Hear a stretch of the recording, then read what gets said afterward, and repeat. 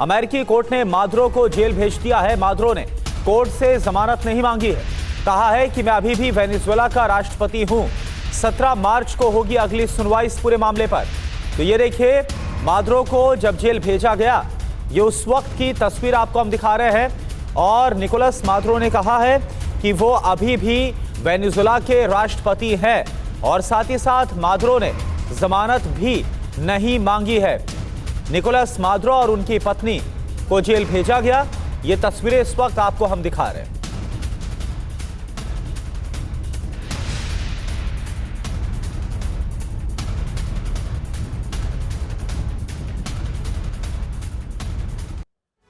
तो अमेरिकी अदालत में मादुरो ने जज के सामने कहा कि मैं अभी भी वेनेजुएला का राष्ट्रपति हूं। नहीं मांगी है जमानत। कोर्ट ने इसके बाद जेल भेज दिया। 17 मार्च को अगली सुनवाई है। डेल्सी रॉड्रिग्स ने अंतरिम राष्ट्रपति पद की शपथ ली है। तो डोनाल्ड ट्रंप दुनिया के 4 महासागरों में विस्तार की तैयारी में है। दावा है कि ट्रंप यहां पर बड़ा हमला कर सकते हैं और इसकी शुरुआत उत्तरी अटलांटिक से हो गई है, वेनेजुएला से। यहां वेनेजुएला के बाद ट्रंप के टारगेट पर कोलंबिया और क्यूबा है। ट्रंप ऐलान कर चुके हैं कि इनके पतन का वक्त आ चुका है।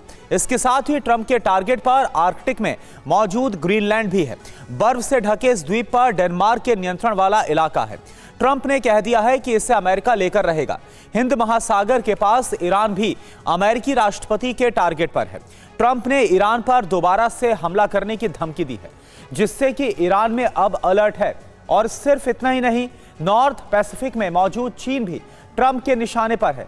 दूसरे विश्व युद्ध के बाद चीन के आसपास अमेरिका ने अपनी बंद पड़ी हवाई पट्टियों और सैन्य ठिकानों को फिर से चालू करना शुरू कर दिया है। देखिए आप रिपोर्ट। तो ट्रंप का विस्तार दुनिया को विश्व युद्ध की चौखट पर ला सकता है और इसमें एक बड़ा प्लेयर ईरान होने जा रहा है। अमेरिकी राष्ट्रपति ने ईरान को सीधी धमकी दी है और उनकी तरफ से यह कहा गया है, खामनेई के शासन को उखाड़ फेंकने का ऐलान किया गया है। ऐसे में अब डर इस बात का है कि अमेरिका और इजराइल ईरान पर बड़ा हमला कर सकते हैं। और सिर्फ इतना ही नहीं, ईरान में वेनेजुएला जैसा ऑपरेशन भी चलाया जा सकता है। लेकिन यह इतना आसान नहीं होने वाला, क्योंकि अगर ऐसा हुआ तो तीसरा विश्व युद्ध तय। नॉर्थ अटलांटिक में करीबन सागर से जुड़े देशों में हड़कंप,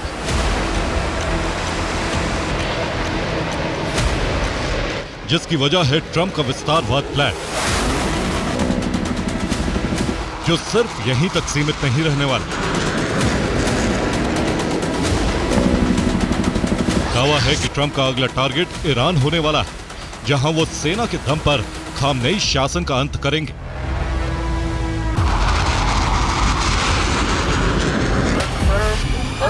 फारस की खाड़ी से सटे ईरान पर ट्रंप की नजर और इसकी तस्दीक डोनाल्ड ट्रंप का बयान करता है।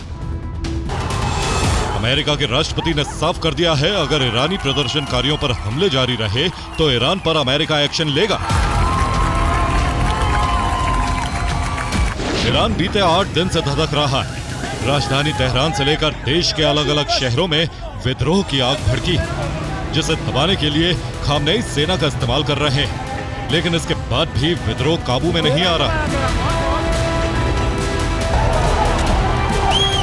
अब दावा है कि डोनाल्ड ट्रंप विद्रोह दबाने के नाम पर ईरान पर हमला कर सकते हैं और इसकी तैयारी भी शुरू हो चुकी है।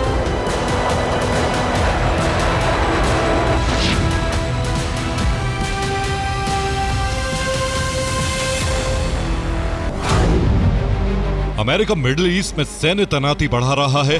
नेवी को ऑपरेशन सिक्योरिटी मोड में रखा गया है। ईरान पर लगातार निगरानी रखी जा रही है। इधर इजराइल ने बैलिस्टिक मिसाइल का टेस्ट किया है, साथ ही एयरफोर्स को रेडी टू अटैक मोड में रखा है।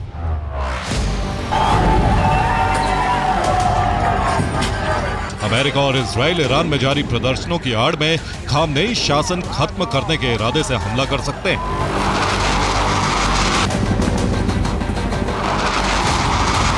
इस बात का इशारा बेंजामिन नेतन्याहू ने भी किया।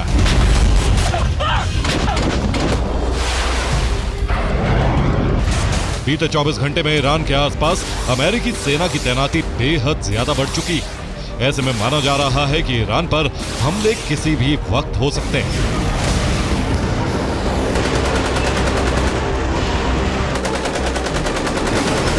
दरअसल मिडिल ईस्ट में करीब 60 जगहों पर अमेरिकी सेना की मौजूदगी है और इसमें 15 बड़े सैन्य बेस हैं, जबकि 45 जगहों पर छोटे समूहों में अमेरिका के जवान तैनात हैं। इसमें मिस्र से लेकर जॉर्डन, तुर्की, सीरिया, इराक, कुवैत, सऊदी अरब, बहरीन, कतर, यूएई और ओमान शामिल है। दावा है कि अमेरिका इन बेसिस का इस्तेमाल ईरान के खिलाफ कर सकता है और इन सब के बीच अमेरिका ने ईरान में निगरानी बढ़ा दी है। हॉर्मुज स्ट्रेट में P-8 पोसाइडन टोही विमान और MQ-4 ड्रोन 3 दिन से चक्कर लगातार लगा रहे हैं। और सिर्फ इतना ही नहीं, अमेरिका ने ब्रिटेन में मौजूद RAF फेयरफोर्ड और RAF मिल्डन हॉल एयरबेस पर C-17 ग्लोब मास्टर और AC-130 गनाशप विमान को भेजा है।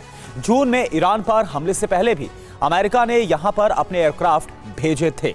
अमेरिका ने मिडिल ईस्ट में अपनी सैन्य तैनाती बढ़ा दी है। यहां इराक के लिए 160वीं स्पेशल ऑपरेशन रेजिमेंट रवाना कर दी गई है। इस रेजिमेंट के साथ डेल्टा फोर्स के जवान भी मौजूद हैं। इनका बेहद खास ऑपरेशंस में इनका इस्तेमाल किया जाता है। वेनेजुएला में अमेरिकी ऑपरेशन के दौरान भी ये जवान शामिल थे। इन्हीं जवानों ने मादुरो को उनके सेफ हाउस से अगवा किया था।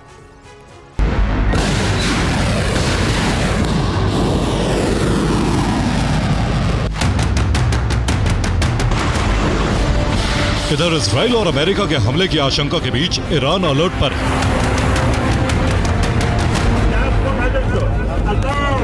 खामनेई के आदेश पर IRGC ने जंग की तैयारी शुरू कर दी।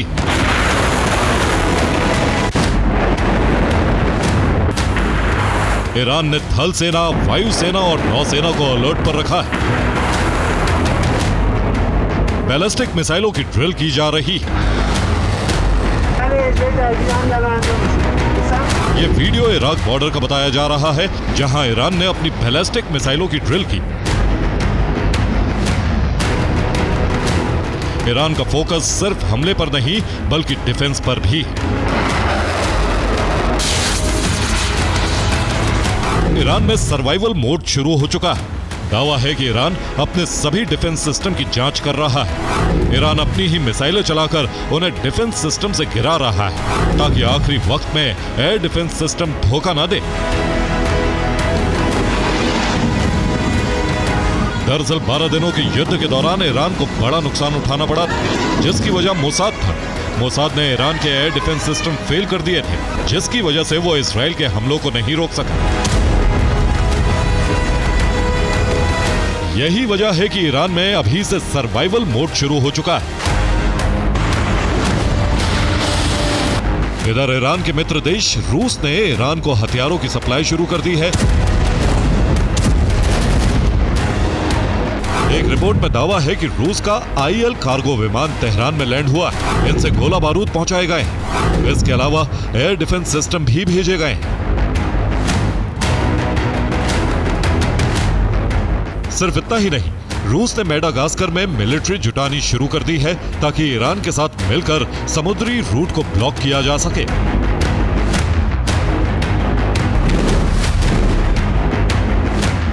लाल सागर सबसे व्यस्त समुद्री मार्ग में से एक है और यह यूरोप को अरब देशों से जोड़ता है। इसमें जहाज यूरोपीय देशों से पूर्वी भूमध्य सागर होते हुए स्वेज कैनाल के जरिए लाल सागर में दाखिल होते हैं। इससे आगे कार्गो शिप अदन की खाड़ी पार करके अरब सागर में दाखिल होता है और वहां से हॉर्मुज स्ट्रेट से गुजरते हुए फारस की खाड़ी से अरब मुल्कों तक पहुंचते हैं। इस रूट पर 12 दिन लगते हैं और करीब 11,000 किलोमीटर का सफर तय करना पड़ता है। अगर ईरान पर हमला हुआ तो माना यह जा रहा है कि ईरान हॉर्मुज स्ट्रेट और लाल सागर में हूती के जरिए इस मार्ग को ब्लॉक कर सकता है। अगर ऐसा हुआ तो जहाजों को रूट बदलना पड़ेगा। यूरोप से सीधा अफ्रीका के रास्ते होते हुए फारस की खाड़ी में पहुंचेंगे और ओमान के रास्ते बाकी अरब देशों तक पहुंचना होगा। इस रूट पर 21 दिन और करीब 19,000 किलोमीटर का सफर करना पड़ेगा। लेकिन ईरान ने रूस के साथ मिलकर इस रास्ते को भी ब्लॉक करने की तैयारी कर ली है। रूस मेडागास्कर में केप ऑफ गुड होप के पास सैन्य तैनाती को बढ़ा रहा है। अगर ईरान पर हमला होता है तो रूस इस रास्ते को बंद कर सकता है, जिससे यूरोप और अरब के बीच व्यापार ठप हो जाएगा।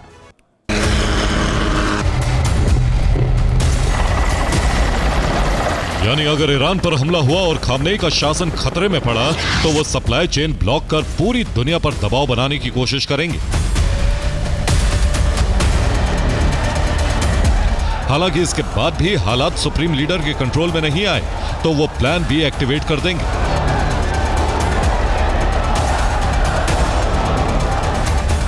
न्यूयॉर्क टाइम्स ने अपनी एक रिपोर्ट में दावा किया है खामनेई देश छोड़कर भाग सकते हैं।